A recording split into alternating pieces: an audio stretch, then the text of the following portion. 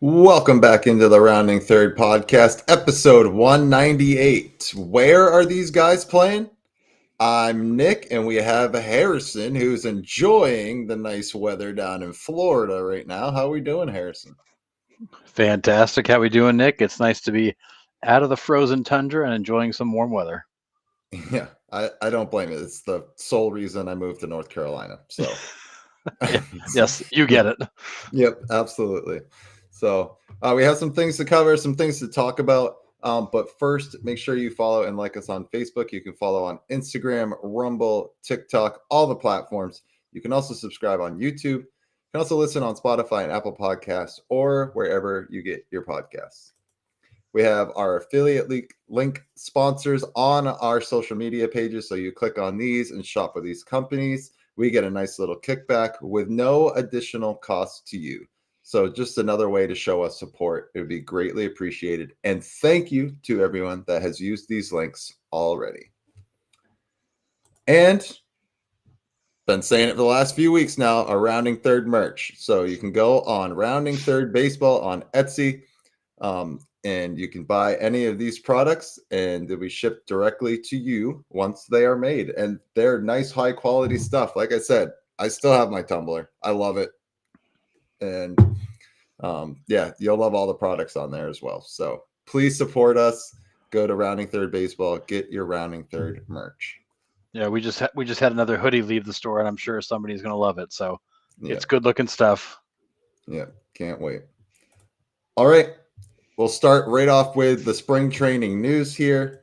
And good news out of Angels camp. Mike Trout, homers, his first home run since last April. Is this false hope for Angels fans, ML/MLB fans, or do we think Mike Trout, with the position change, which we'll get into a little bit later, is on track to be the Mike Trout of old? Maybe not of old, but at least Mike Trout esque. Yeah, I think for the first time in probably a few years, I think there's some hope that he's going to have a healthy start to the season and maybe a good run. I think the position change helps. I think the time off last year helped. I think having a full off season to get ready helps. I think that coming into camp early and getting into kind of game condition helps. And I do think that the Angels are putting a special focus on maintenance for Mike Trout. How do you keep Mike Trout in the lineup? How do you keep him healthy? And we've talked about it on the show for the last year or two. It's you've got to manage Mike Trout's workload. You got to manage the risk he takes. You got to manage the chance of injury. And I think the Angels are really doing that. So I'm hopeful that we're going to see something like the old Mike Trout, but um, at the same time, he could also easily be out by the end of April, and it wouldn't be a shock either. But I'm optimistic. Yeah, I am in the same boat as you. Like I want to see it at least one more season of Mike Trout fully healthy, or at least healthy for an extended period of time. Like I'll even take the 120 games that he had a couple years ago, where he hit 40 and 85. I would take that out of Mike Trout. Um, and who knows with this AL West what's going to happen? We've been talking about it. Rangers seem to be the I clear favorite, I guess, if everyone's healthy. I mean, as we've talked about it, the Astros have kind of faded back. The A's have made improvements. Mariners still can't hit, but they got the pitching staff. So, like, there's a lot of question marks up and down that division. I'm not going to say the Angels are going to win the division, but if Mike Trout is healthy, they could make a decent run in that division. But They are definitely an improved team. yeah, Um, they brought in some bats, they brought in some arms. Have they made huge moves? No, but they've added some much needed depth. They filled some obvious glaring holes. They have a decent young core. They've just been missing. They've been missing Trout in the middle of that lineup to really stabilize things and provide that lift that they need. yeah, And I found it interesting. Yesterday, Andrew McCutcheon was asked about Mike Trout because McCutcheon had a similar career trajectory where he got in some injury issues. They had to reduce his games played. switch around how he played. He went to the American League so he could DH for a little while. And McCutcheon's comment was basically like, Mike Trout is now at an age with a history where he has to accept the reality of who he is. He's not going to be a Gold Glove All-Star center fielder anymore because it's not in his best long-term interest to be so. It's time to accept the fact that he needs to be a DH. He needs to play the outfield sparingly, and he needs to be focused on how do I get on the field tomorrow, not what crazy play can I make tonight. Yeah. And I think coming from a guy like McCutcheon, who is well respected, who went down the same path as Trout. We lost a lot of McCutcheon Simon injuries. I think having somebody who's walked this path before, that coming out and saying that, not to criticize Trout, but to just try to help solidify the importance of him preparing himself differently. I think that's important for everybody to hear, that we have to accept Mike Trout for who he is now, not who he was 5 or 10 years ago. Yeah, totally agree. But I do think this team with Mike Trout is dangerous. Yeah, absolutely agree. All right, so out of Orioles camp, Sagano, who signed from Japan, the 35, 36-year-old starter that we're all like, who is this guy? Shows up in his debut, 2 scoreless innings, 28 pitches, 1 walk. Every pitch in the first inning was a strike. Read a little bit on this guy, and this guy is known for filling up the strike zone. Like, doesn't walk a ton. Every pitch in the first inning was a strike. Crazy. Will that play in the AL East, though? Yes, I think that'll play anywhere, so long as filling up the zone doesn't mean filling up the middle of the zone. Right. You can change speeds and you can move the ball. If you're going to come out there and throw 90-mile-per-hour fastballs, belt high, that's not going to play very well. But if you can effectively throw off-speed pitches, if you can sink the ball, if you've got a slider, if you've got movement and you've got some command, that will play anywhere, because we've seen with these hitters, they take a lot of pitches. If you can work the edges of the zone effectively, you will get a lot of guys making either weak contact or striking out watching stuff, because they're just not going to attempt to extend the zone. So that approach to me could be very effective, so long as you're not filling up the middle of the zone. Yeah, and it might be a nice change of pace, with the way baseball has changed, all these power pitchers, throwing upper 90s to low hundreds. This guy comes in, is nibbling corners, and, in that start, batters were getting jammed. They were rolling over off the end of the bat, just a ton of weak contact. So it might be a nice change of pace to what they're used to seeing out of MLB starters at this point. So, well, and I've said this before too, Nick, and I'd love to hear your take on it, given the context of Sagano's start. But I've said for the last couple of years that I feel like guys go to the plate looking for reasons not to swing versus reasons to swing. They're looking for a ball, not looking for a strike. And I think a guy like Sagano, if he's just going to come in there and pump the strikes, I don't think major league hitters know how to react to three strikes in a row, because they don't see it. Yeah, I mean, that's a fair point. I think also with the hitting approach the way it is, that whole drop and drive, like, hitters are looking for one pitch in one location, and their strike zone is this tight.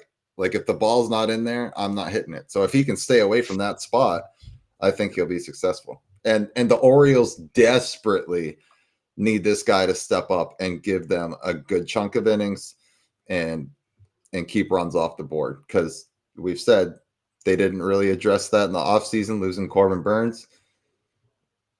They need another starter to step up behind Zach Eflin to have that Orioles team keep moving forward. Yeah, and the Orioles like Sagano because he comes with a lot of cachet from Japan. He's been a very effective pitcher over there. They have high hopes that an experienced guy like this can translate even better to Major League Baseball. But I agree with you. The Orioles are pinning a lot of their hopes on how well he works out. Yeah, great. Also, out of Orioles camp, Gunnar Henderson left in the first inning of today's game with lower right side discomfort. I'm not a doctor, but it sounds like an oblique. And I've had an oblique before. It lingers, it feels better after a couple days. You take one more swing and you tweak it again. if it is an oblique. I mean, lower right side could also mean appendicitis. I don't know. Again, I'm not the doctor, but he did leave with the trainer. So kind of concerning for Orioles fans. Hopefully it's not too bad because, I mean, Gunnar Henderson's year last year was ridiculous, and hopefully he can follow that up again this year. Yeah, the Orioles cannot afford to lose any of these key guys. If a guy like Gunnar Henderson goes down, a guy like Adley Rutschman goes down, they are in trouble. Yes, sir. As much great young talent as they have, you don't replace guys like that, and they don't have a lot of depth that's, I would say, major league ready. You've got a lot of depth that is high level prospects, but you don't have guys ready to step in and take over Gunnar Henderson's spot, or Adley Rutschman's spot tomorrow. No, that's a big deal.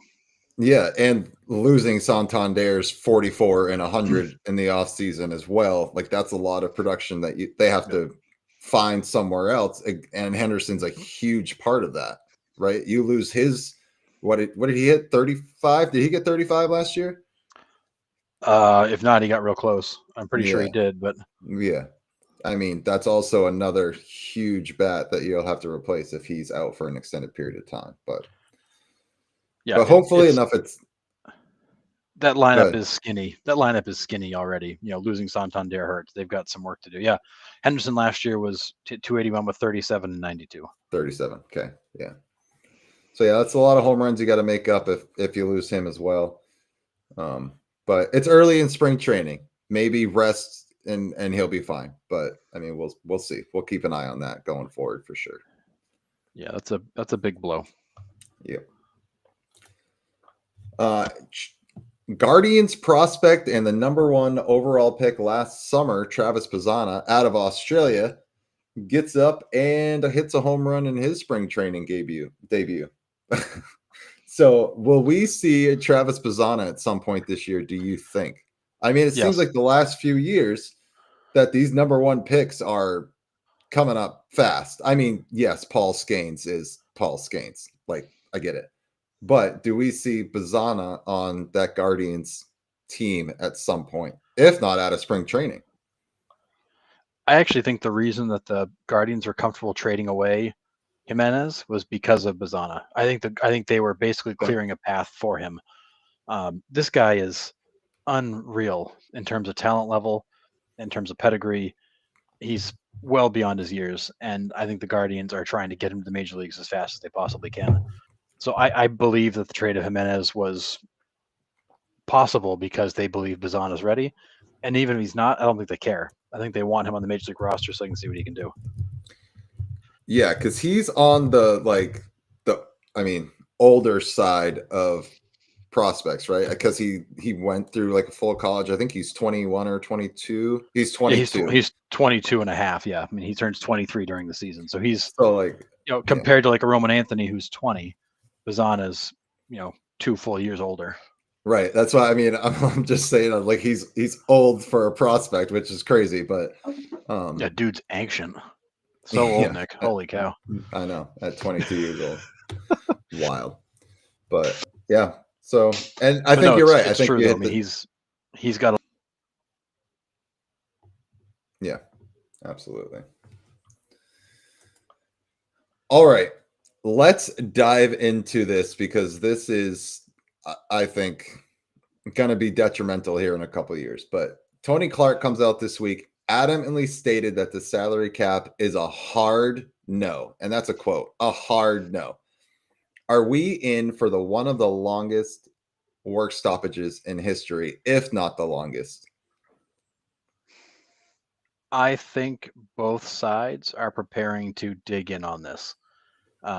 You saw Manfred talk about the salary cap. You've heard several owners, including Hal Steinbrenner, come out and talk about a salary cap.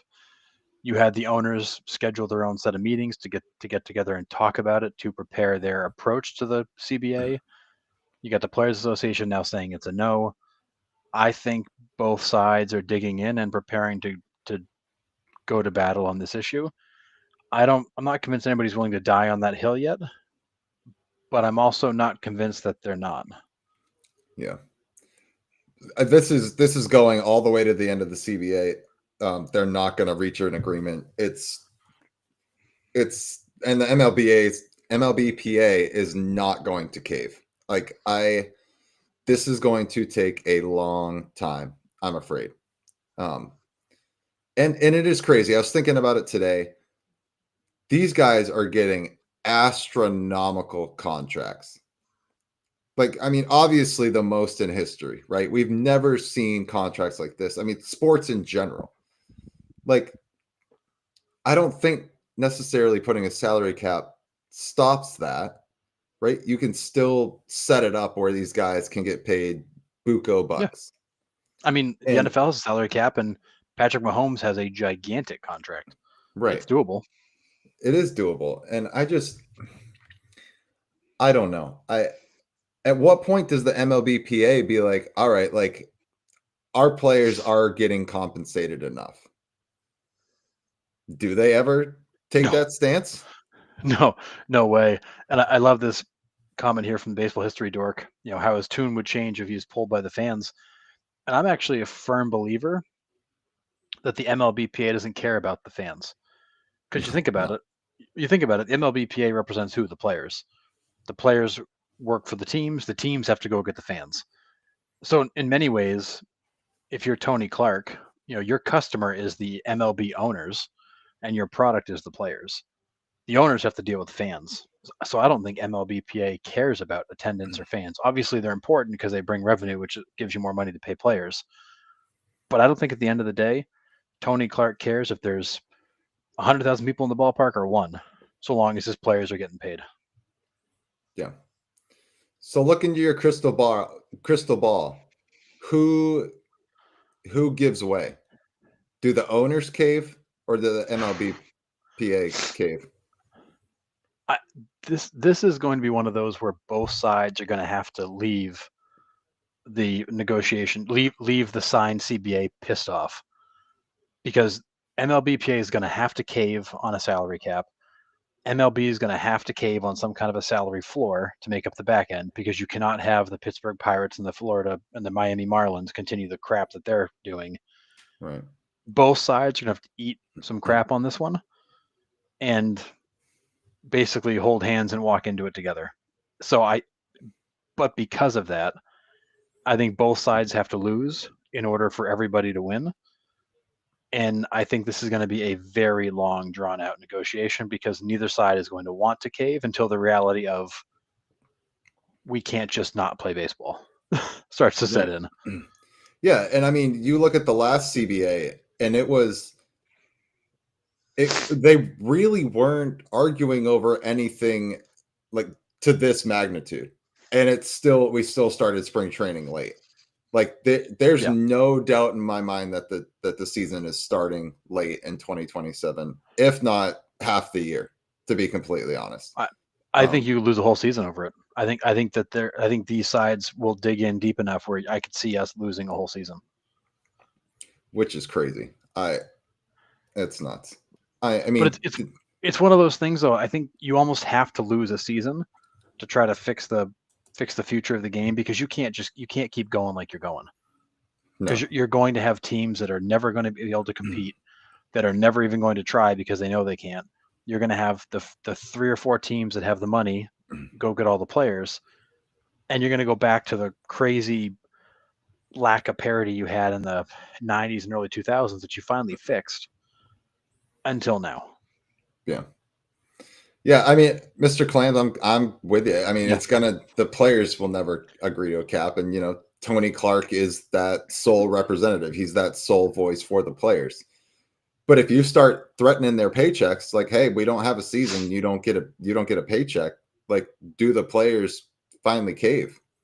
Because I mean, I'd be like, dude, all right, just give me my 30 million. Like, I don't need 40 million. Like, my grandkids are already going to be set for life. Like, I'm fine. Like, just get me on the field so I can get my paycheck back. And what does that do for the overall health of the game? Like, do we lose fans again? We've done so well building the game back up over these years, and we get a lockout at the end of 22. You got the WBC coming back next year. Everyone's gonna get excited again, and then bang, end of the season, we're done. What does that do for the health of the game? I mean, it doesn't. For sure. Tony Tony Clark's We're, beard is epic. That is I, quite the beard. yeah, it's awesome. Not sure we can do a whole show on it. We can definitely make it a segment of the show. I'd love to do a whole show on Just this facial hair topic in and bring. general. No, I'd love to do a whole show on the salary cap topic and bring in a panel of people to debate it because I think there's a lot of ways this can go. But before I answer your question, Nick, I think the important thing to understand is that it also will determine what kind of cap they want to put in place. Is it a hard cap? Is it a Right. soft cap? Is it a luxury tax with even stiffer penalties? Is there some kind of a cap and a floor? It's going to determine what exactly they're looking to put in place. Will determine how hard this fight is. Players are never going to want a cap, of course. They want the chance to earn whatever the market dictates. And players, I don't think care about MLB revenue and blah blah blah. Like they are the product. I want to get paid, and I don't think threatening, a guy like Juan Soto with a loss of a season is going to change his life at all. I think when you reach Major League Baseball, it is a job. It is a career, it is a job.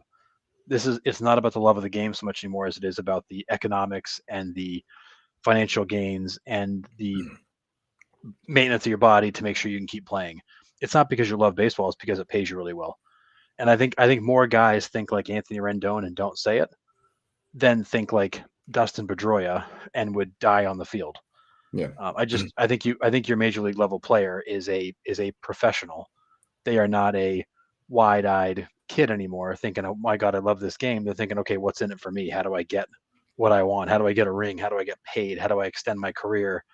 How do I set myself up for after baseball? How do I make money off the field? The love of the game goes out the window. So what if the owners at one point just go, you know what? Fine. Like no salary cap. You go to free agency. Like we're not going to sign you. Like you want that contract. Like we're not going to sign you. Yeah. And the only way to stop that is you actually have to like get back to something that looks like a real market. You have to stop these frenzied signings like with Ohtani. And again, Ohtani was different. With Ohtani, you're not paying him $70 million because of what he does on the field. He's not worth $70 million on the field.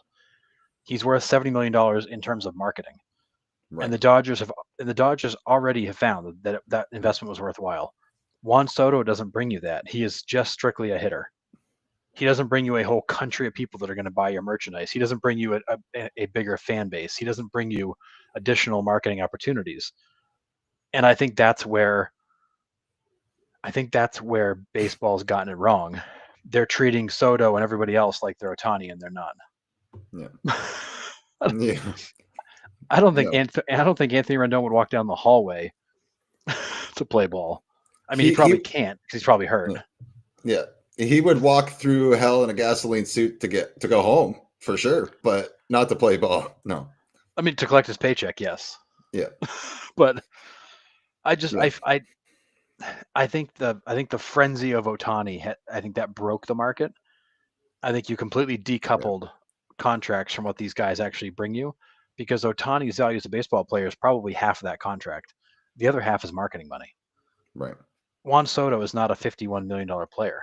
I don't even think he's one of the 5 best players in baseball today. Yeah. But he's getting paid based on the scale that Ohtani set, although he gives you none of the other stuff that Ohtani gives you. So I feel like we're in this weird spot where the market is broken. Yeah. The Ohtani contract and the Juan Soto contract have broken it, because like we're talking about Vladdy Guerrero. I mean, is he a 40, 45, $50 million a year player? No, he's not. Right. Again, another guy who doesn't bring you anything but baseball skills. But he's going to get paid like that because Soto did. Right. The only way you fix that is for ownership to say, look, your value is $37 million a year. We're not going to budge from that number. Sit the season out. Right. But somebody's going to go give it to him because they're desperate to make a splash. And that was Steve Cohen. Yeah. Yeah. I mean, that's fair. But so what do you think about the overall health of the game? Like I said, 2026, WBC's coming. We all saw the frenzy of fans that joined the game after the excitement of the WBC.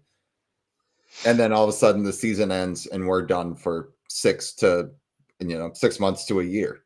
what does that do for the growth that MLB has seen the last few years? And then all of a sudden we don't have baseball. I think it takes all the momentum they had and throws it out the window. I mean, if you go from growing the game, growing the revenue, growing the fan base, you've put in some new rule changes that have brought people in. If you then go away for a year, all those new fans are going to just forget about you. You know, baseball becomes the out of sight, out of mind game when you're not out there, and that was MLB's biggest beef with ESPN. You've got an audience of millions who don't even talk about us. Like, Right. we need to be more present. We need to be in front of everybody. And when you're not, people forget about you. And Right. a prolonged work stoppage will turn off new fans because they're going to get bored and move on to something else. It'll turn off your diehard fans because they're going to be annoyed there's no baseball. And it's going to piss off your purists who are going to see baseball as a broken cash grab. Yeah. You're not going to Yeah. make anybody happy. No, it's a tough look. And like I said, I know it's kind of, it's Tony Clark's job to find the best interest for the players, but Yeah. they have to give at some point. Like there's no need for these contracts to astronomically increase year after year after year. And you hit the nail on the head. It's definitely Ohtani broke that market, and then Soto right behind it, and then we got Vlad Guerrero this offseason. So like, I think this offseason is going to be telling to see what the market is for Guerrero. I don't think he gets 50, but I also said that about Soto. So like, who knows? But I think the owners, I think I'm with the owners on this 100%. Like the players are paid enough. Like I said, it's generational wealth. And if you're arguing over 5 million while you're already making 30, it's not going to change your life or your grandkids' life at all. Not one bit. Okay, one less Lamborghini in your driveway. I think you'll be okay. Yeah. I mean, it's crazy. Yeah, I'm all for guys getting paid with their worth and getting what they deserve. I'm all for that, but there also is a point where the players are extracting more from the game than they're giving to it.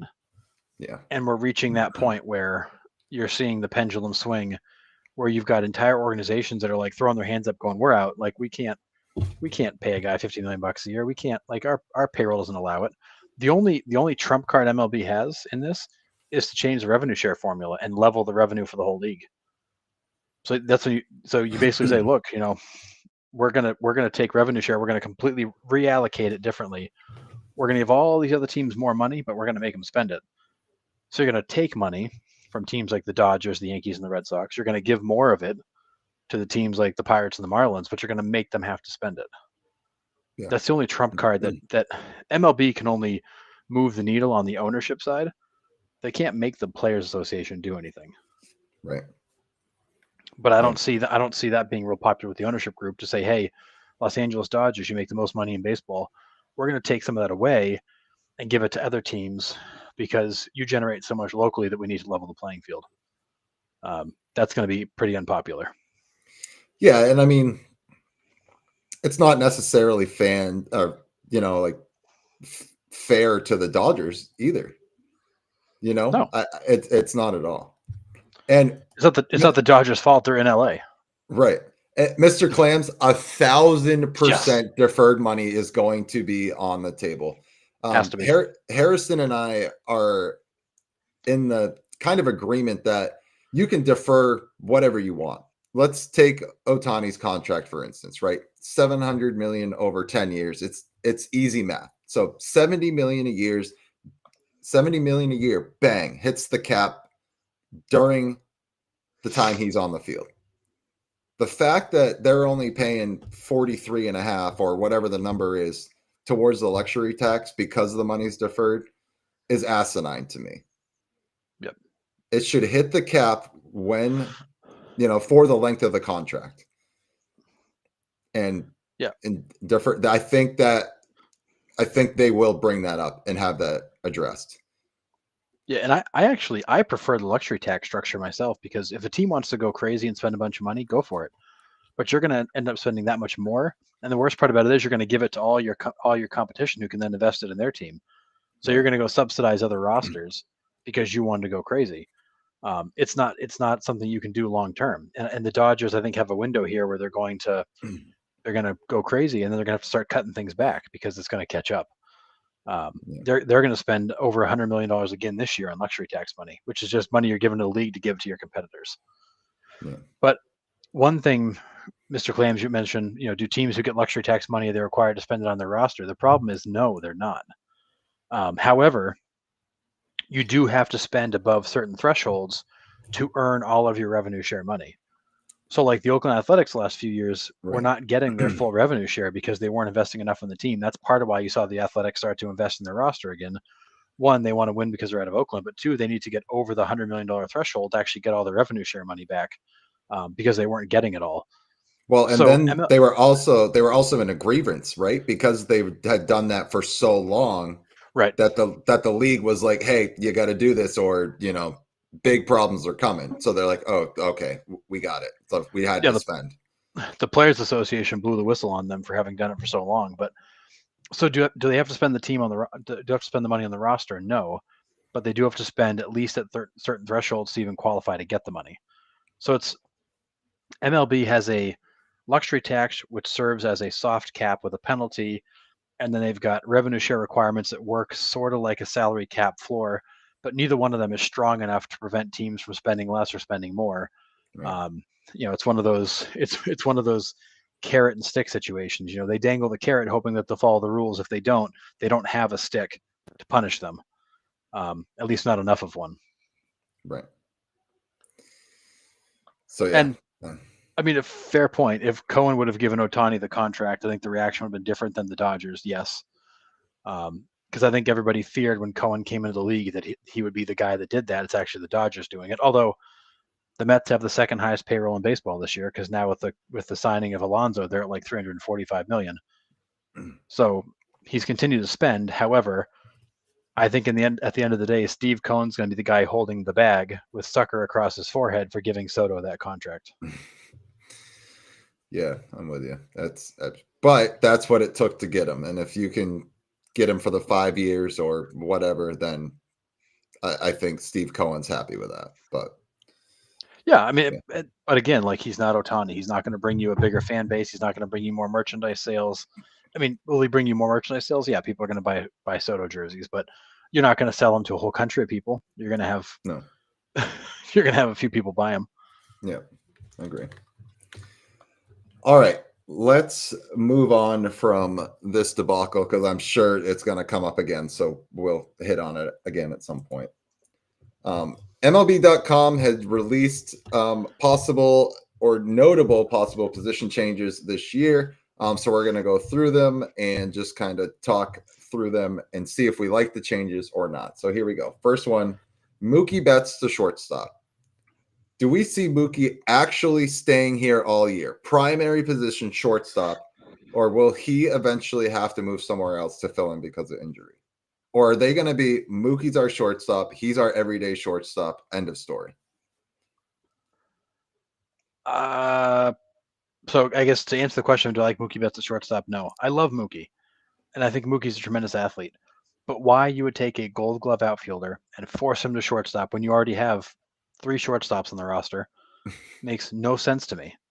Put him in the outfield, let him do what he does, let him hose guys from the wall, let him make crazy catches, but don't put him at shortstop. And we saw it last year. Was he good at shortstop? He was okay.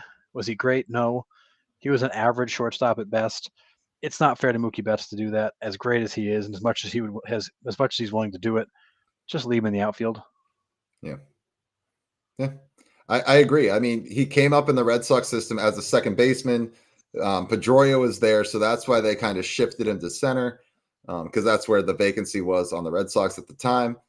And then became a perennial Gold Glove right fielder eventually. And I'm with you. You got to keep him in the outfield. I mean, who else they got at shortstop there? Miguel Rojas, who's superior defensively there. Yeah, not great offensively. I think they're trying to move Mookie into short because of the plethora of outfielders they signed in the offseason. You know, they re-signed Teoscar Hernandez. They picked up I'm blanking on his name. Conforto from the Giants.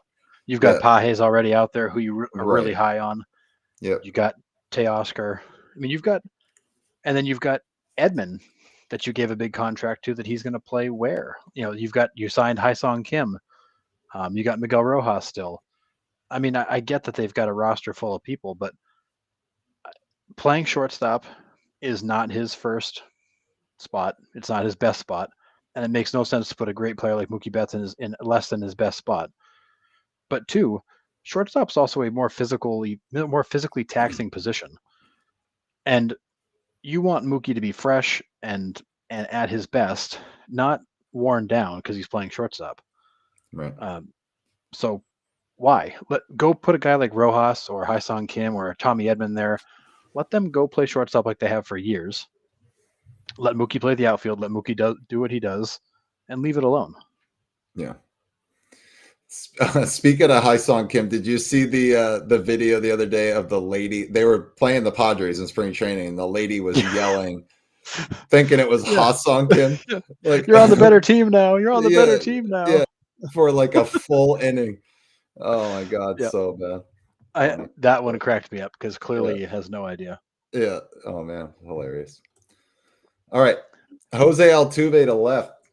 So moving Altuve to left opens up spots for either Brendan Rodgers, who they got, Luis Guillorme, Mauricio Dubon, or a prospect, Zach Short. So this is the real reason they're moving Altuve to left. You got, some options at second base there. We had heard about it earlier when the Astros were still trying to re-sign Bregman. Like, where do you put Paredes? Do you move him over to second? So it's then like, okay, well then maybe it makes sense to put Altuve in left now. But now it just sounds like it's almost a done deal. Like, keep Alvarez off the field completely and move Altuve to left field.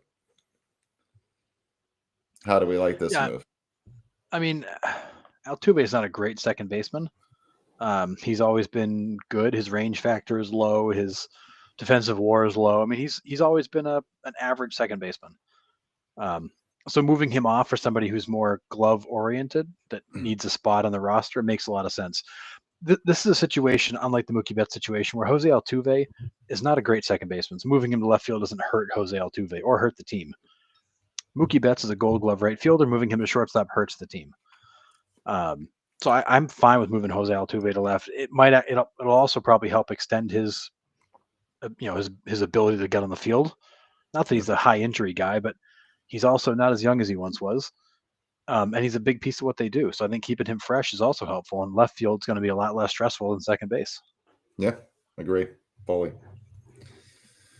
I do find interesting to your point, though, Nick. They started talking about moving Altuve because of Bregman. It sounds like they're going to move Altuve all along. Right. They just wanted to make it seem like they're making some kind of a concession for Bregman. Yeah. Yeah. Because, I mean, it's like you traded for Paredes, in the Tucker deal. So it's like, okay, well, if we sign Bregman, like, what does that look like? Because he's a third baseman. Right. So, like, oh, we'll have to move Paredes to second and whatever. But, yeah, so it sounds like we'll see Jose Altuve in left. So, all right. Kind of talked about this a little bit at the top of the show, but Mike Trout to right field. It's no secret. The Angels have to keep him healthy at all costs. No ifs, ands, or buts about it. And if it's putting him in right or just having him DH, Angels have to do it. So, I mean, it's been a long time coming. Mike Trout in center field is an injury waiting to happen. Right field's better. DH would be even better. But I do think we're at the point now in Mike Trout's career where we have to be honest with where he's at and find ways to get him on the field. And if this gets him on the field more than he's been on the field the last few years, I'm all for it. Yeah. But I still think he needs to be a DH/right fielder and maybe DH 2 games, play the outfield 1, and balance how much time he spends out there where he could get hurt. Yep. Agree fully with that. I just want a full season out of him for sure. Yes. All right. Alex Bregman to second base. So with Devers playing third, possibly, it seems like second is the likely fit for Bregman. Does he actually stay there, though? Does he actually stay there? No. I think he's there for a little while, and then I think inevitably something's going to happen, and players are going to move around. Somebody's going to get traded. Somebody's going to get hurt. They're going to shift things around, and I still feel like Bregman finds his way to third base at some point here in the near future. And I don't know if there's a second and third season of Bregman in Boston. It may only be one and done. We don't know. But I do feel like before the season is over, he's playing some third base, if not full-time third base. Yeah. Yeah. Although I mean, I think Bregman could be a very good second baseman. He's proven that he's got the physical skills. yeah. So Alex Cora did address it. They had a rain out yesterday or the day before, I think, with the Yankees. They were supposed to play the Yankees. Asked a lot of questions about the Devers comments.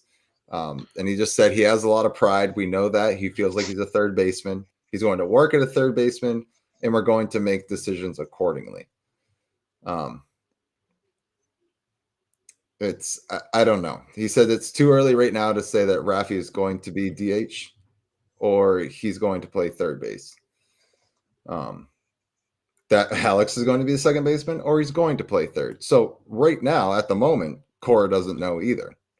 And that's how it should be, right? I mean, we keep saying it that baseball gods have a way of making it all kind of fall into place and work. Like they're cruel. It will iron itself out. But I'm okay with Devers at third and Bregman at second. I really am. Yeah. Like it doesn't. Is it the best for the Red Sox? I don't think so. I think it's Bregman at third, Rafi at DH, and then one of the three kids coming up, either in left, and you move Rafaela to second, or one of the young kids that are an infielder at second base. There's a lot of flexibility there, and I think that's why Cora is kind of playing both sides of the fence here, being, ultimately saying, I'm going to do what's best for the team or how I feel is best for the team. Yeah, I think that's what Cora needs to do. I mean, opening day is not for another month. Yeah. At this point, everybody's name's written in pencil because things happen. Injuries happen. Guys get delayed. Performances require that you revisit the plan. It's February 27th. It is way too early to start writing anybody's name in ink, thinking that the lineup and roster is done. Things are going to change. Yeah. And like you said, it has a way of working itself out. It always does. Yeah. And talk about like not being in ink. Trace Thompson didn't even know he was a Red Sox. No. Has 2 spring training home runs already. He could throw a whole wrench into this whole thing with the young kids, because they could be like, he earned a job on this team right now. We're going to send all 3 kids to AAA to start the year because we don't have a spot. And you're going to ride Trace Thompson until all the gas is out of that tank, and then possibly bring one of the kids up. So I'm going to say if Trace Thompson keeps going, I mean, again, like you said, February 27th, Trace Thompson can make this team and we could see all 3 kids in AAA to start the season. Yeah. Yeah. I mean, it's totally true. Or Trace Thompson's taking advantage of facing a bunch of guys who are actually minor leaguers. Well, that too. And over the next few weeks, when he starts to face, real high-end talent, we're going to see him go back to the level that he was at. Spring training's a tough one because you start off the spring facing primarily low-level minor leaguers, because then they get dumped to minor league camp after that, and they whittle the rosters down. And then you start to see the real guys who are going to be on the roster start to pitch a lot more in March. So every year there's those guys that show up in February and rake. And then by March 10th, you're like, what happened to him? Oh, he's been reassigned to minor league camp because he's gone 0 for his last 20. Right. It's just, again, It has a way of working itself out. And to your point, Trace Thompson could just be red hot, and they break camp with him, and Roman Anthony goes to the minor leagues, and I don't think anybody would be upset about that. Yeah. I don't think having a double play duo of Marcelo Mayer and Christian Campbell with Roman Anthony in the outfield in Worcester would upset the Red Sox to give those guys more seasoning. Mm-hmm. I mean, I think that plays well for the Red Sox. The Red Sox do have flexibility with Bregman. You have Vaughn Grissom, who could always be one of those guys who comes up and fills a hole if you think he can actually play, which everybody seems to think this kid's got it. We just have yet to see it. Yeah. Yeah. And they got the David Hamilton there too. So who knows? You got Hamilton, you got Abreu, we kind of forget about in the outfield. You've got Refsnyder on the team, who's been a valuable fourth outfielder, who's kind of forgotten in all this conversation too. Yeah, agree. All right, Wilson Contreras to first base. So in an effort to prolong his career and offensive success, moving to first base always seems like a rite of passage for an offensive catcher, right? I mean, we see this a lot. Offensive minded catcher, we see it with Joe. We saw it with Joe Mauer. We see it a lot. It's just kind of a natural transition to come from behind the plate and finish out your career at first base. Is this smart for the Cardinals to do at this point of Contreras' career? Yeah, I mean, I think Contreras, again, like Altuve, not a great catcher, a good one, not a great catcher. It's not like you're losing Yadier Molina back there. That's a whole different story. Contreras has been a serviceable catcher with a great bat, and the Cardinals signed him for his bat. And with Goldschmidt going away, right, you've got that spot open now. Why not just slide him over there, move somebody else to catcher, keep the bat in the lineup, hopefully keep him healthy. He's proven to be a pretty good in terms of athleticism for a catcher. A lot of catchers, you don't have a lot of athleticism because they spend so much time just crouching behind the plate. But he seems to move pretty well. Let him play first base. Keep the bat in the lineup. I mean, it was Contreras who broke his arm on the JD Martinez swing, right? I think yes, it was. Yes. Yeah. That was exactly. Exactly. Mr. Clams commented. I mean, I think you take the opportunity with Goldie moving on, move Contreras over there, prolong his career, but also get him in the lineup more often. Put a better catcher back there, and just keep his bat in the lineup. To me, Contreras is kind of like a Rafi Devers. Like, his value is almost entirely with his bat, and he has a glove only because he has to have one. And I mean, his offensive numbers aren't crazy good either, though. Like, for a first baseman, they're going to look terrible. Yeah. I mean, 15 homers, 36 RBIs last year in 84 games. So, I mean, yes, he missed half the season because of, but I don't know. I mean, we'll see. Maybe those numbers go up because he is at first base every night. So, yeah, I mean, his 162 game average is a 258 batting average with 26 and 80. Yeah. For a catcher, that's off the charts. For a first baseman, that's average. Yeah. Agree. All right. O'Neal Cruz to center field. We saw this a little bit at the end of last year. They kind of, played around with it. Really no surprise. The Pirates want to move their best cannon to a position where he can show it off. Below average at shortstop. And I said he made the transition late last year. So he can use his speed, his athleticism, his 6'7" frame to reach over the wall up there and to show off that, 105-mile-an-hour cannon he's got strapped to his right shoulder. So do we like this move for the Pirates? I love this move for the Pirates. He is a terrible shortstop, for lack of a better term. He just, at 6'7", it's hard to move with that level of grace and quickness, just given the length of that body. And that arm is unreal. So I think naturally, I mean, he's going to look like Aaron Judge with more athleticism in the outfield. I think he's absolutely going to be a great center fielder. And Mr. Clams, you're going right where I was going next, which I wonder if the Reds consider doing the same thing to Elly De La Cruz down the road. I think the difference is Ellie's a little more athletic than O'Neal Cruz is, but they're the same player, basically. I mean, Elly is a wretched shortstop. He's shown significant improvement. He's got better range, better quickness than O'Neal Cruz has, but still not your ideal shortstop, but incredibly fast with a cannon for an arm. I mean, he would be great in the outfield, and I think O'Neal Cruz is going to be great in the outfield. Yeah. I'm absolutely all for it because I can't wait to see that first video, that first highlight of a ball coming off the wall, and he just grabs it, turns, and just hoses the guy at second base, trying to stretch it into a double because it's Oh, coming. absolutely. And It's coming. that arm is going to make third base coaches think twice about sending runners, Yeah. knowing full well that he's going to throw absolute rockets from the outfield. The same way that Vladimir Guerrero and even Mookie Betts, Ichiro Yeah. Suzuki, like those guys change the running game when you know that they're out there. Yeah. Um, Yeah. he's got a cannon, an absolute. He might have the better arm of any of those three guys. Oh yeah. So long as he can control it. Yep. Well, that's a big if, so we'll see. But yeah, I love this move for sure. Love it. He's going to be a lot of fun to watch. Yeah. All right.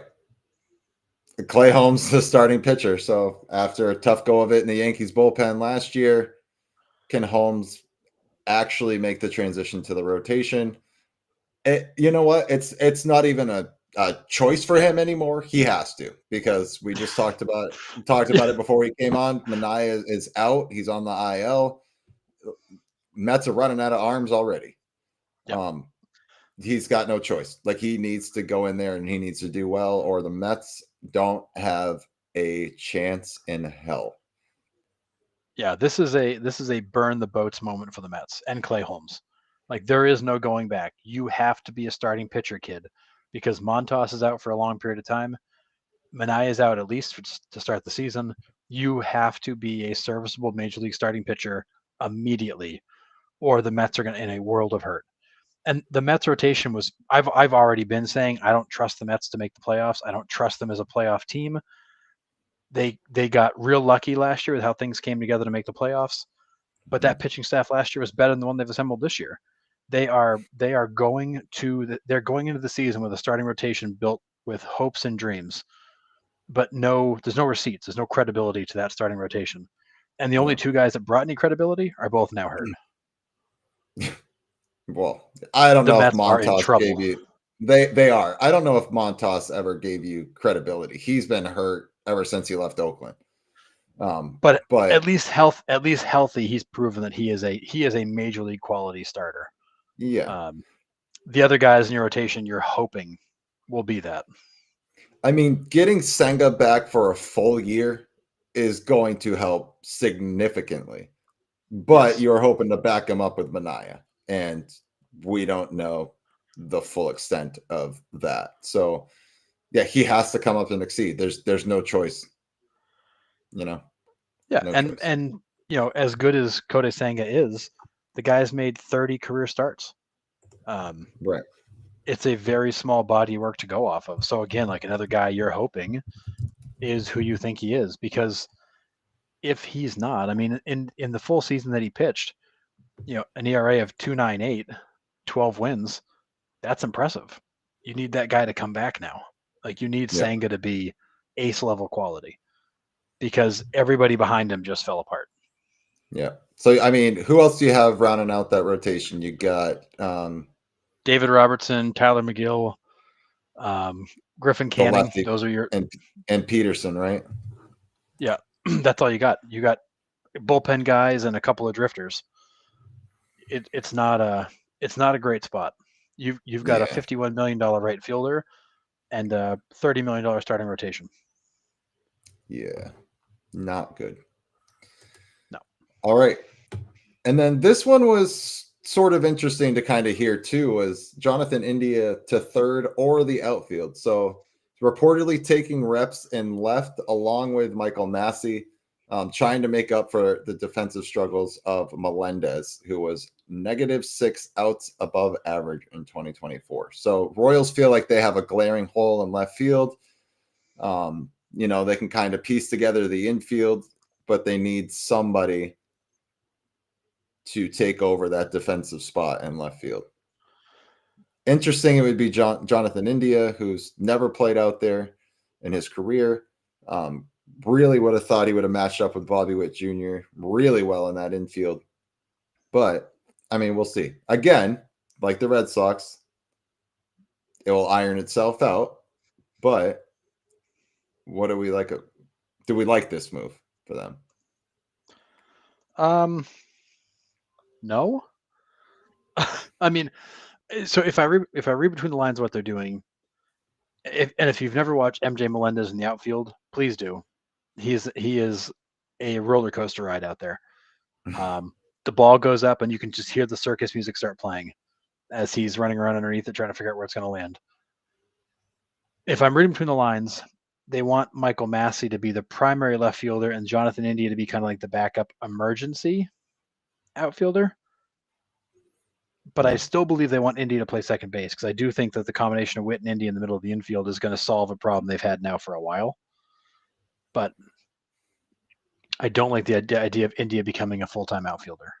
You traded him to be a second. You traded for him to be a second baseman. You need that wingman for Bobby Witt. You need that stabilizer. Yes, MJ Melendez is terrible in left field, but you're not going to die out there with him. Like you could completely retooling your infield to cover for Melendez's inabilities is a bad move.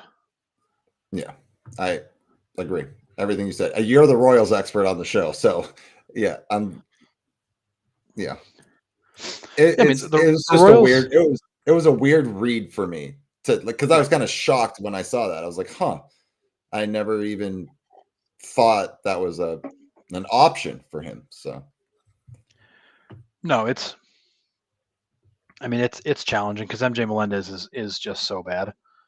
But I can't imagine you'd uproot your whole infield to solve for that. Yeah, agree. All right.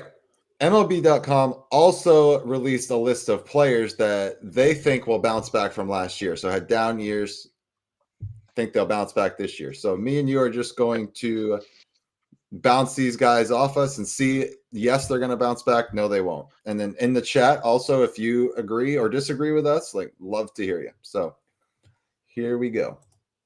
Does Bo Bichette bounce back? Yes. I think Bo Bichette is a way better player than we saw last year. I mean, injury shortened season, right? He's been battling a lot of injuries lately, last couple of years. So, I mean, I'm with you. I think he does bounce back. Contract year for him too, I believe, right? He's got what's his service time at? Let's see. Yeah, 5. So he's a free agent at the end of 2025. Yep. Yeah, he and Vladdy could walk out of town together, I believe. Yeah. 81 games last year, so that hurts. It does. But yeah, his 162 average is 25 and 91. So I think Bo Bichette bounces back, and he needs to if he wants to get paid. So yeah, last year was just such an anomaly, and due to a lot of reasons. All right, Mr. Clam says no. Okay, fair, interesting. I mean, I can see it both ways. If he can't stay on the field, if he can't stay healthy, obviously can't bounce back if you're not there to bounce back. So completely get it.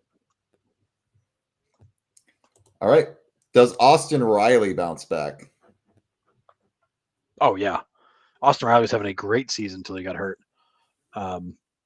And I think he's automatic. I think you can just pencil Austin Riley in for whatever he's going to do and count and take it to the bank. Yeah, not only does he bounce back, I think the entire Braves lineup bounces back. I mean, there's no way that they can be as injured as, I mean, there is a way. I hope not. that they can be that injured. And to be that injured and still make the playoffs was pretty dang impressive. I think the whole Braves team bounces back. I mean, they have to. There's kind of nowhere but up at this point for them. Yeah, injury-wise. Austin Riley in 21 played 160 games. He played 159 and 22, 159 and 23. Last year he played 110 until he got hurt.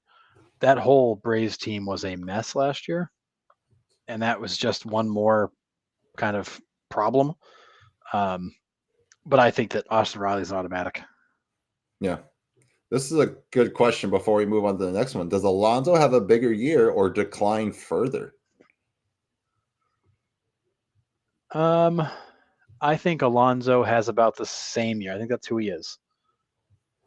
Yeah. I think Alonso is he's going to have Juan Soto on base in front of him a lot.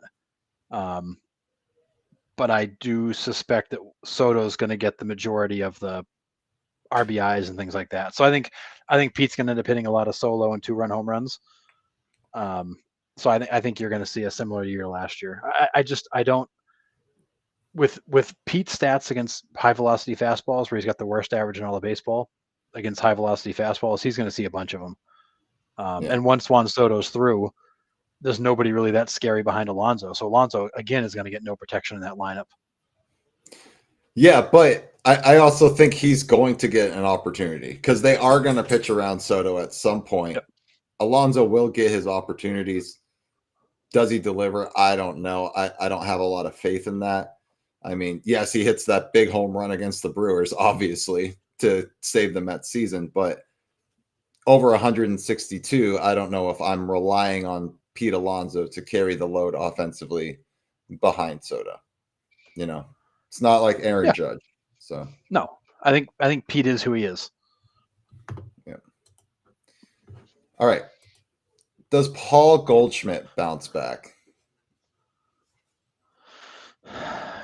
No, I think you're going to get a similar season at Goldschmidt. I wouldn't be shocked if he does better because he's going to be further down the lineup with a lot less expected of him. But I just don't. The bat speed is slow. He had the second worst batting average against high velocity fastballs, behind only Pete Alonso in baseball last year. I think Goldschmidt's bat is slowing down, and I think that's who he is. But last year is who he now is. Yeah, which again, that's not a terrible season, but the Goldschmidt of old is gone. Yeah, I'm with you. I don't think he bounces back either. He's getting up there in age. He's going to see good pitching in the AL East. I don't see it. His bat has slowed significantly. So yeah, still an elite defender. Yeah. Oh, for sure. But all right, before we move on, so we're obviously Dodgers fan, right? So how many games behind the Dodgers are we expecting next season out of the other teams? He throws around at least double digits. A 10-game lead to lead the division now is quite a big gap. I don't know if it's double digits. I don't know how it's not. I mean, I think that Dodgers team should be a 115, 120 win team.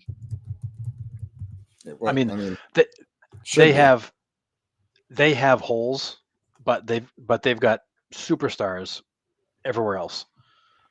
So I think that Dodgers team wins that division comfortably by 10 games. You think they think by 10 games? You think so? I think it's easily 10 games, if not more. Okay. I mean, that's fair. I mean, last year they were 98-64. Padres were second. They were 5 games back at 93-69. And the Dodgers have gotten better. So, I mean, yeah. Again, for me, it's like I just still can't depend on their starting rotation staying healthy. I mean, it's been like that for the last few years. But, I mean, they have 12 starting pitchers, so I guess it doesn't really matter. It's the next man up. If the Dodgers don't win 110 plus games, win that division by at least 10 games, and sweep the playoffs, it would be a shock. I mean, there's nobody that's gonna run with them in a 3, 5, 7 game series. Yeah, I can see that for sure. All right, does Luis Robert bounce back? I mean, if he stays in Chicago, no. I think that environment is just going to continue to suck the life out of people. So if he stays in Chicago, no. If he actually moved into a lineup where he had some support and some help and somebody backing him up, then I would say, yeah, he's got a better chance to. But in Chicago, not a chance. Yep, I'm with you too. He's the only bat in that lineup. And then just pitch around him. Like, he's the only guy that can hurt you. And the only potential guy that could have, Andrew Benintendi, the one you paid all the money to, just broke his hand. So on a hit by pitch this spring. So I don't think he does either. I mean, and that whole White Sox team doesn't bounce back for another 20 years anyways. So. Yeah, I mean, and not only that, but like, there's just no incentive for Luis Robert to bounce back. Like, There's nobody around to help. They're not going to win. He's just going to be out there going through the motions, trying to survive, hoping to get the hell out of there. Yeah, agree. Does Gleyber Torres keep bouncing? So, like, I phrased it this way because his first half was pretty wretched, and then his second half he heated up. Playoffs, he was an animal. Does he keep this going with Detroit, or does he kind of just level back out into who Gleyber Torres is? I mean, I think this is who he is. I mean, last year he hit 257, 15 home runs, 63 RBIs. He's a career 265 hitter, so that's right about his average. His 162 game average is 25 and 80. I mean, I think he's a 260 hitter with 20 and 75. I mean, that's not a high-powered offense where he's going to get a lot of opportunities to do a lot of damage. And especially in Comerica, he's definitely not. Well, and I was just going to say, then you factor in the ballpark. I mean, I think he's going to struggle to match last year's numbers. I think that offensively, I mean, defensively, we already know the story. He's a lackadaisical, lazy defender who will blow you away 1 minute and then frustrate you the next. Yeah. But I think he's going to have a tough time even replicating last year's numbers. I could see his average going up because he's going to have there's more green grass out there. Right. But I don't think the power number is going to go up, not in that ballpark. Yeah, I agree. Yeah, I don't think. I mean, who knows? It's a change of scenery. Guys with change of scenery sometimes come out and they do well, but I mean that ballpark is a canyon. So his power numbers definitely go down. Maybe his doubles increase, but home runs are definitely the same, if not lower. Yeah, one thought I had about Gleyber Torres though is that in Detroit, in that ballpark, if he stops dropping and driving, realizing he can't just launch bombs and starts hitting line drives again like he did earlier in his career, he could wear that place out gap to gap. Yes. But in Yankee Stadium, he got in such a bad habit of trying to drop and drive and just launch balls that I think it hurt his game overall. So I think if he stops doing that and just gets back to hitting like he did when he came up, he could have a monster season. I just don't trust that he can. He hasn't proven that he can adapt. So I'm not counting on it. Yeah, I'm with you. Does Walker Buehler bounce back?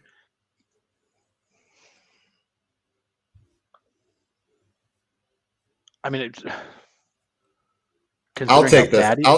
I'll take this one if you're not ready. I think he does. I think he goes out and has a killer season. I think he is a top 3 Cy Young candidate because his career is on the line.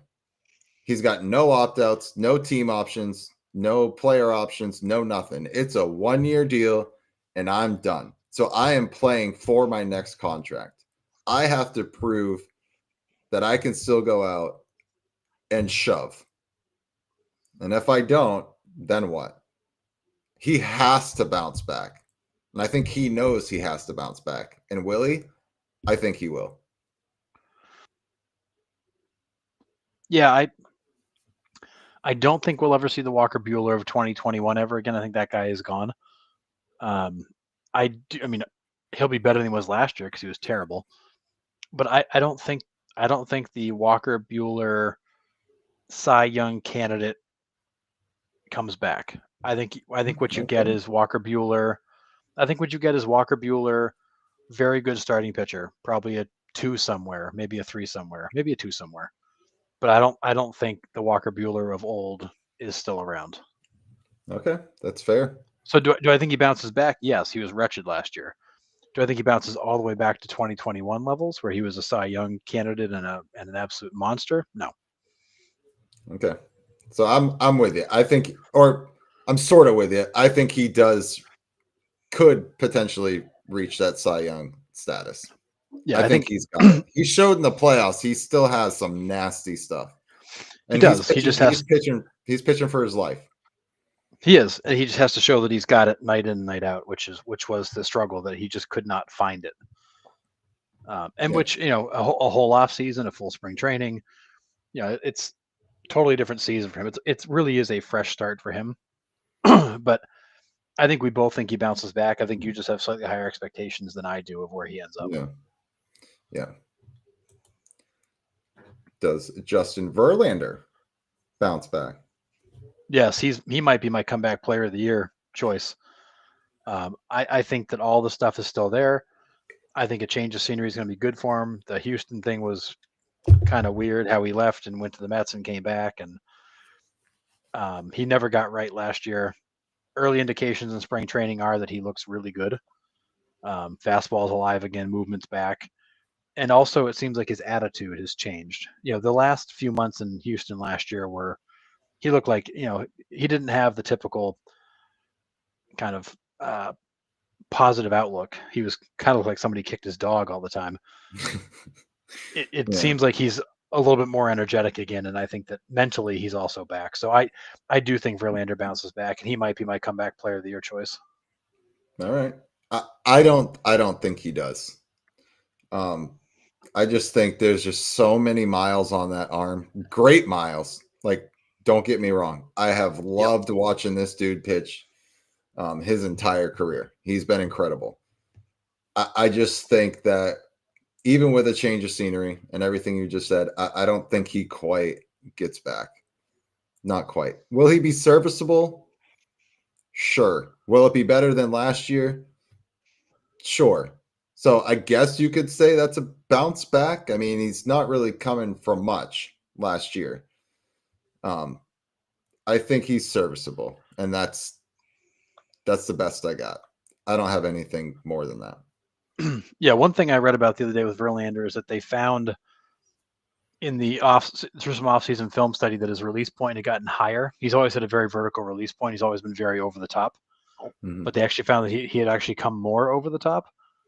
So one of the things he's been working on early in spring training is getting his release point back to where it was, and that's where he's getting movement again. The ball's not flat.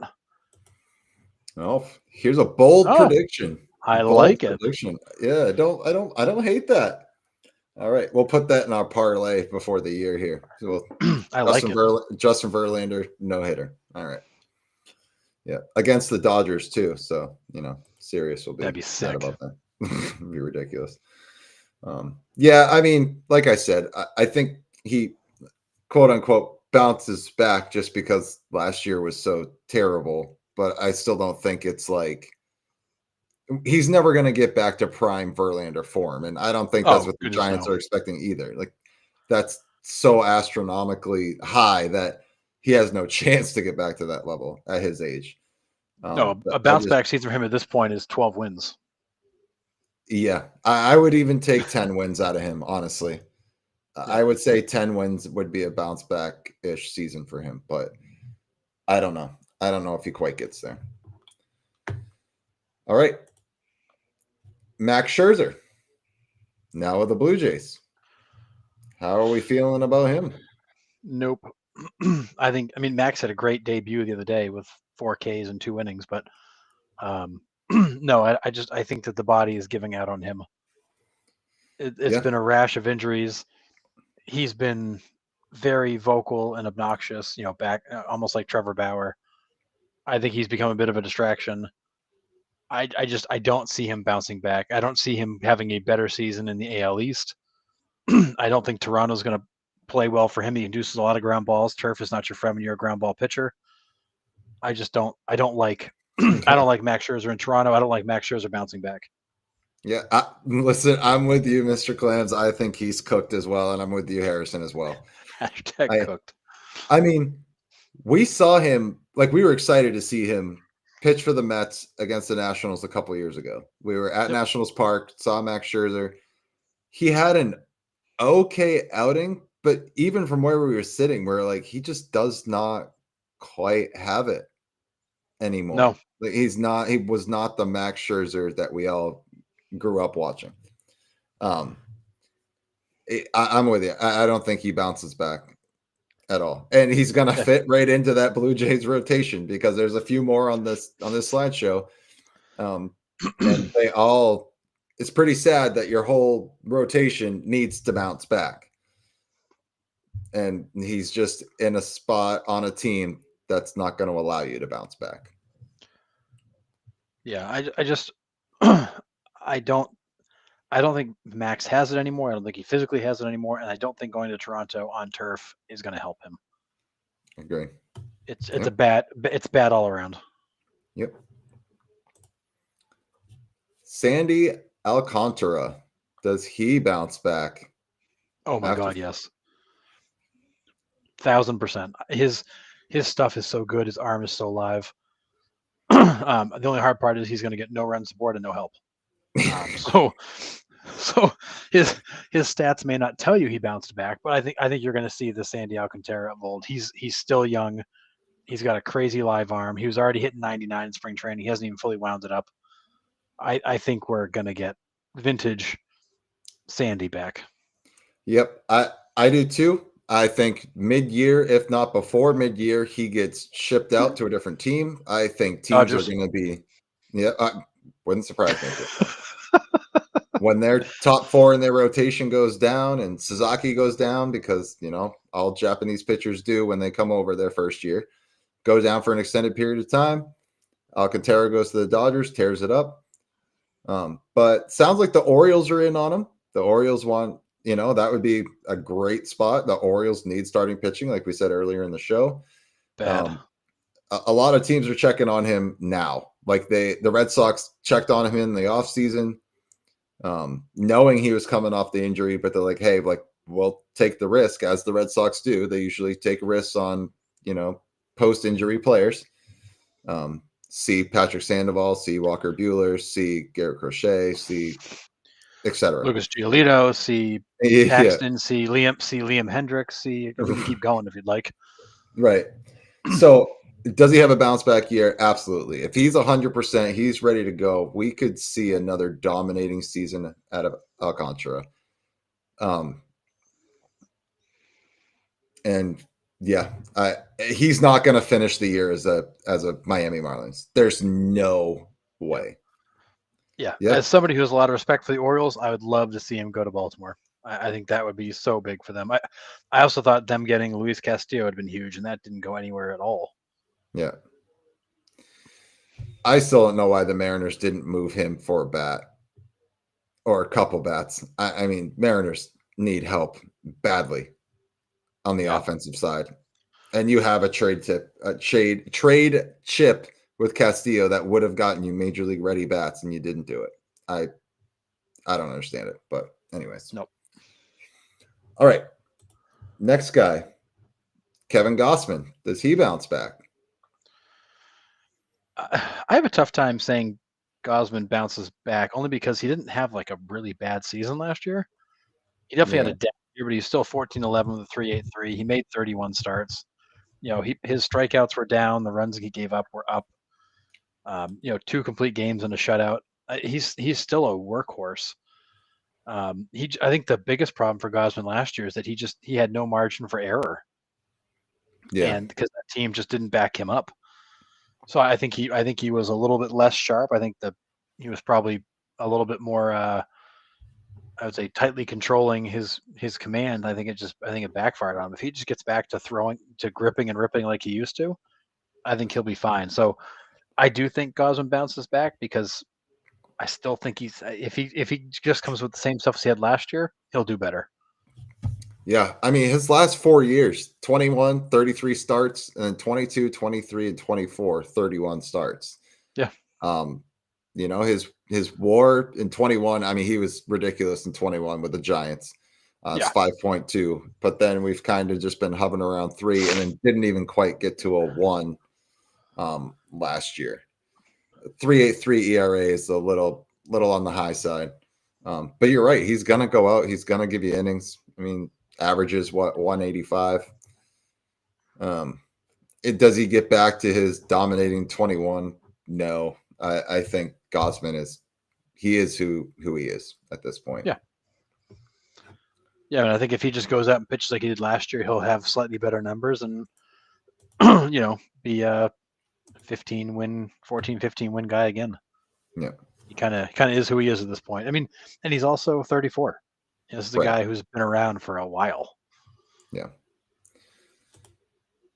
And Chris Bassett. How do we feel about him? I'm not a big Chris Bassett guy. I always thought he was a guy that would kind of tease you with talent and then disappoint you. He's now 36. He's had Yeah. a relatively unremarkable career, minus a couple of seasons. Just not a guy that I get excited about. No, I'm with you. I mean, you look at his stats, and again, 30 starts, but he really gave you nothing. I mean, above a 4 ERA, 10 wins. I mean, nothing. League leading 16 hit by pitches. So Yeah, he had the bean ball working last year. So just lack of control, and a below 0 WAR. So I mean, I don't think he has a below 0 WAR again this year. I think the Blue Jays are. I'm not going to say significantly better than last year, but they are better. They've made moves to make yeah. themselves better. Andres Gimenez, Santander, Bowden Francis coming up, gonna be an anchor in that rotation. We've talked about it the last few weeks. Alek Manoah supposedly, don't shoot the messenger, is ready to go, and is looking good. Whether that's true or not, I don't know. Um, so I Believe it when mean, we see it. yeah, I mean, the Blue Jays on paper, like you look at that rotation, and you're like, these guys should be better than they are. Like, what's happening? Right? I mean, like I said, Bowden Francis, young and upcoming kid, disgusting. Kid's nasty. He had what, 2 no hitters ruined in the 9th inning last year? I think it was 2. Yeah, it was like back-to-back starts too, Yeah. or 2 out of You 3. got, right. You get Gossman, Jose Barrios. Now you add Scherzer in there. I mean, their rotation on paper, Alek Manoah, it doesn't look terrible. You're like, this team should be able to go out and win ball games, and they just can't. I don't know what it is. It's I don't know. It's something about these guys seem to go to Toronto. Although I will say Chris Bassett had the best season of his career in 2023 in Toronto. Yeah. So something there fit for him. But and again, like Bassett's been good, Gosman's been good, Barrios has been good, um, but they've all just been good. It's like they Right. go up there and everything's just kind of like okay. It's a team that is like consistently good, but like not great. They don't have that. They don't haven't had that ability to elevate to the next level. They're just stuck in this pattern of surviving, which is why I honestly don't. I don't think letting Vladdy and Bo Bichette go is the worst thing for them because it's not working now. Yeah. Like push the Yeah. reset button, start over. Yeah. But signing Santander is telling me that they don't really want to. But I I feel mean, like they want to make one more run at this thing, and I think if you see them out of contention, then they're going to they'll start to strip make them some out. moves. Yeah, I can agree with that for sure. I think they have. I think they have to. You can't you can't keep hoping that something's going to magically change. I will say the Blue Jays have also done a terrible job in terms of finding a manager that can get them over the hump. Yes. They have not had that consistent field general to keep these guys going. Yeah.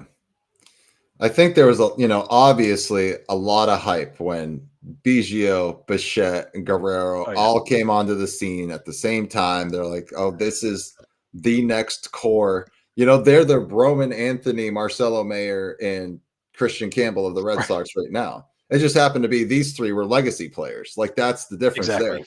There was so much hype behind these 3 that it's like, give the Blue Jays 4 years and they're going to be ridiculous. And here we are. They're a 500 baseball team at best, and that's that. But you look at that roster on paper, and you're like, you guys shouldn't be this bad. How? Why? What's happening?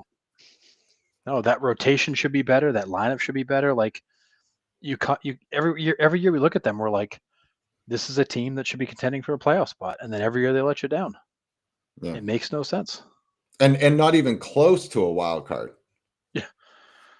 Yeah, yeah, Yeah, exactly. They're one of the on paper teams, but yeah, they don't click for some reason. They cannot get on the field and put it together. yeah. I mean, we were sitting here a couple weeks ago talking about their top 5 hitters now with George Springer, Andres Jimenez, Bo Bichette, Vlad Guerrero, and Anthony Santander. I mean, that's one of the best top fives in baseball if they're all healthy. Super good. Crazy good. And it's wild that that they just can't win ball games. We'll never understand it. But yeah. We will see what happens. Do you think the Blue Jays finish above the Orioles this year though? No. You No, don't think so? I still think the Orioles are going to hang in there.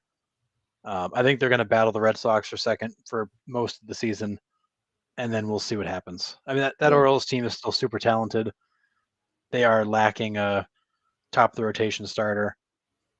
They may be able to get away with that some nights, and just slug their way through it. So I'm not ready to say the Orioles are, on some sort of massive decline, but they're not going to run with the Yankees like they did in the past.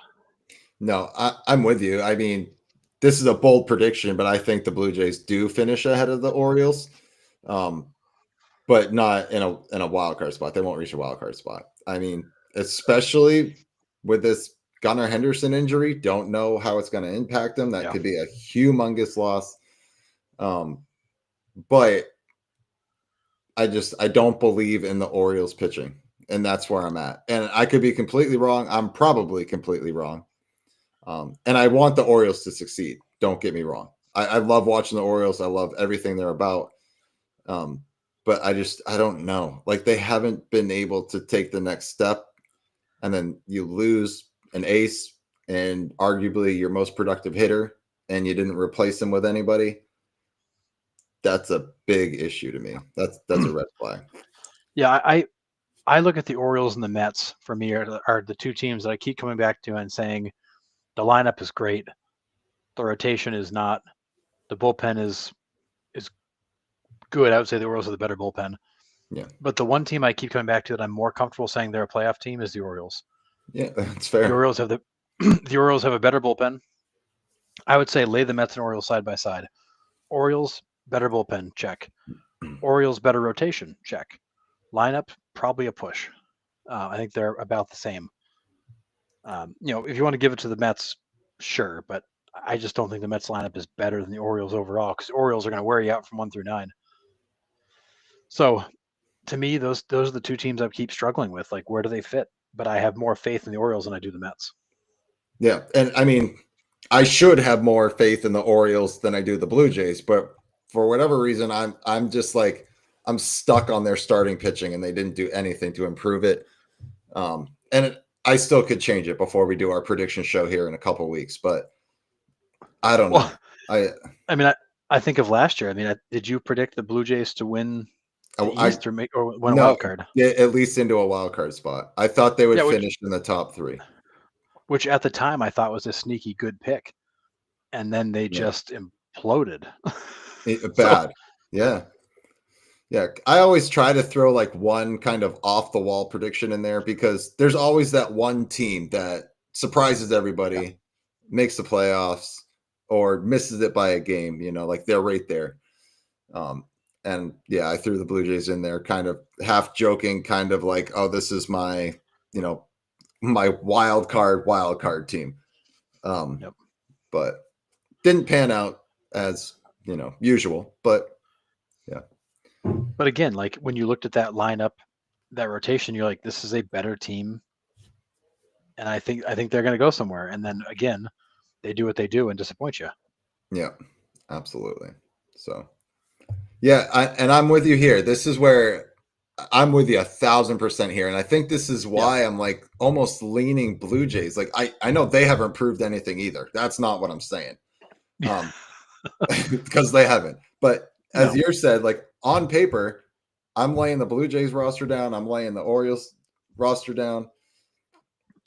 We've seen the Orioles in the playoffs. They just can't, for whatever reason, get past that first round. And they need to prove that they can. I mean, Blue Jays can't even get there. I get that. But they have some stars and some guys that can make huge impacts on that team that eventually the law of averages that has to work out at some point. Like baseball is like that, right? Yep. You would think it would click at some point for that team, and it hasn't. I don't know why.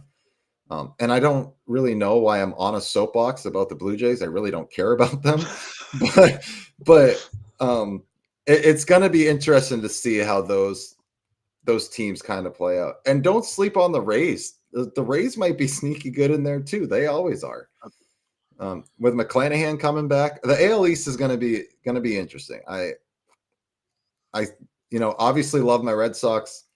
Don't know how they're going to fit here in this race at all either, because they could have a really good season or they could be 500 subpar season. That's who the Red Sox are at this point.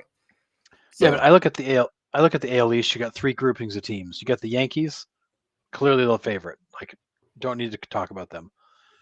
Behind them, you've got the Red Sox and Orioles, who are like both very good, but you're not sure if they've got the juice to hang with the Yankees.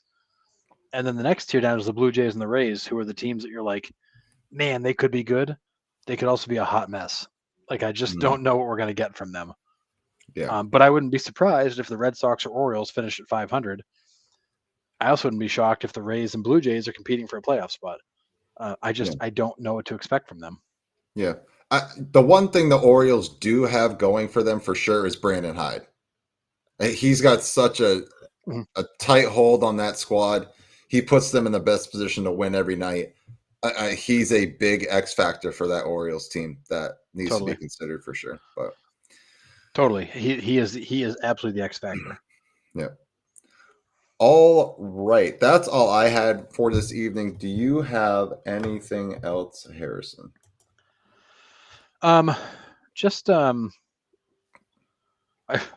So we talked about Max Scherzer. I got to bring up Mad Max again.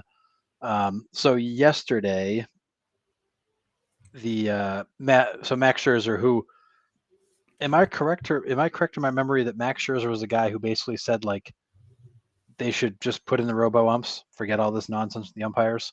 No, he said the opposite. He said we should be judged by humans. Yeah, but he wanted to do something like, was it fire umps or rank umps? That's what it was. He wanted to rank and fire umps. Okay, yeah. So he came out again, and that was exactly his exact comment is he doesn't like the ABS system. He wants to be judged by humans. He thinks we need to go back to what we were doing which is scorecarding umpires and ranking and removing. That's right, because he was the one that proposed demoting guys to the minors. That's what it was. Yep. So Max Scherzer ripped into the ABS system pretty good yesterday. Doesn't like it. He wants it out. He thinks it's a waste. It's a human-based game. Things aren't perfect. We need to all get over it. Well, let's also put this into context. He threw a 12-6 curveball that landed 8 inches below the zone that Kirk completely framed, and it looked. I mean, his frame was so smooth, like it looked like a strike. Max Scherzer, challenges it, and then even when you play it back and look at the replay, like you could tell the ball was low. Yep. And the ABS showed that. So this is Max spitting off about not getting the call that he would usually get. So let's put that a little bit into context there, but I don't know. Yeah, and that's the hard part with Max Scherzer is he's turning himself into like a Trevor Bauer type where he demands change and then dumps on the change. And there's always an angle for him and why he wants what he wants. And I find it surprising that he chose a guy who's hanging on is choosing to pick a battle with the league again over the ABS system. After he also had a huge beef with umpires 2 years ago and suggested having a system to rank and demote them back to the minor leagues if they didn't perform. Right. He is a roller coaster ride on this issue, but he always has an opinion. Yeah, which we were kind of on board with him about the umpire ranking system because it was so bad that we're like, you gotta fix it somehow. Like, these guys are missing calls by half a foot, and they shouldn't be. These are the best in the world at calling games, and they're blowing calls left and right. Like, I get screaming for a change, but like you said, you finally put that change in, and now you're barking at that. Like, all right, dude, like, forget it. Yeah. Yeah. Bad. And then one more thing. So we remember the story about the minor league catcher who was giving away signs to because he wanted to go home and get the season over Oh with. yeah. Yeah. So Derek Benders, the player, he came out with there's an article in the New York Times with him, basically saying that's not what happened. I wasn't giving things away. I wasn't trying to get us to lose games. He's actually been investigated actively by the league for months for this. So he's basically saying that's not what happened. I never gave pitches away. I never tried to give the opposing team any advantage against my own team. It sounds like there were issues between him and the players, him and the organization. He kind of got scapegoated and pushed out. He's now being investigated by the league. He wants back in. He doesn't want his career to be over. He wasn't just trying to get home. It was a really nice long piece done about it. It does sound like there's a lot of issues between him and the players, him and the team. But it was a nice piece, and he's trying to get back. He did not want to go out the way that he did. Yeah. I mean, it's a to put it frankly, a pretty shitty way to go out. I mean, to claim that you were just like, yeah, hey, fastball inside corner, curveball outside corner, don't swing. Like that's, you never want to be labeled like that, because as soon as you're labeled like that, we see what happens. Like, no one's going to pick you up. No one's going to hire you. And if it didn't go down that way, I feel really bad for that kid. That's terrible. That's someone's dream that, bunch of guys that don't like him are just stomping out. And like, listen, I've played with teammates I've loved. I have played with teammates I haven't loved. But at no point when I'm on the field or in their presence have I tried to say that they're cheating or they're doing this to give the team, an advantage. It's terrible. I feel bad for him. If he didn't do it. Yeah, so I'm not going to give the whole article away in case you want to read it, but real quickly, he had made some comments and some jokes to the players about the fact that, like, if you let some ground balls slip by you, or if I gave some signs away, we lost a couple games, it wouldn't be the worst thing to get home. We're all coming off of college seasons. We went straight into the minor leagues. We're all exhausted. He'd also been he'd been in a kind of prolonged battle with some player development coaches who wanted him to change his offensive approach. So, like, he was just in a bad spot. And he made the joke of, like, it wouldn't be bad if we lost these games because I'd like to just go home and reset after a very long, frustrating season. And what came out of that was when they did lose, players pointed the finger at him saying, well, he was giving pitches away, which was never proven, never confirmed. But I think in a moment of just frustration, he made as he called it, an immature joke with players he thought he could trust, and it came back to bite him. Yeah, trying to be funny at inappropriate times, probably not the best. Yeah. But yeah, and I think that's one thing that people don't really understand about the minor leagues, especially low-level minors, is most of these guys, they finish their college season, they literally pack their bags, move off campus, and they go right on the road with the minor league team. There is no break. There is no welcome to the minor league orientation. You meet the team on the road somewhere, and you go right into the grueling schedule of minor league baseball. Yep. And most of these guys have been playing for 9-10 months by the time that season winds up, because the college season starts so early. Right. So I think some of these guys, he was one of those guys who was just burned. He was done. He'd had a frustrating start to the season. He's got coaches that are on him about changing his approach with a week to go in the season. And he was just like, I've had enough. I want to go to the off season. Yeah. Which, I mean, I get it's hard. I mean, I was in the Northeast, so our seasons weren't really that long, but we had to cram 44 games into the last week of March to the first week of May. That's all we had. 44 games in that time. Not a lot of time to get games in. And that's No. home, that's away, we're not flying anywhere. We're driving everywhere. And it was grueling. Like you get to that last week and if it's just like, man, I am exhausted. Not to mention you still got to go to class. Like I was just saying, you're a student too, by the way.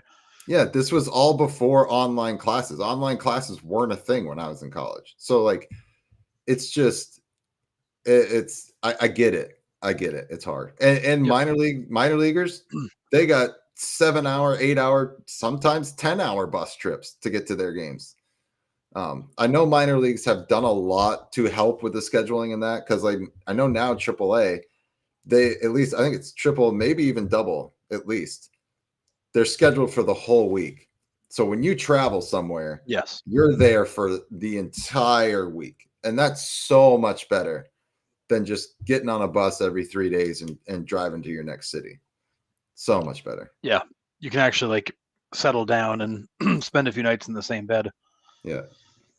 But it sounds like a really unfortunate, sad story. I'll be curious if he gets a chance to come back. I don't know that we'll ever see his career start up again, but thought it was a nice article, good behind the scenes of what that was like and how he got there. But it's kind of a sad outcome.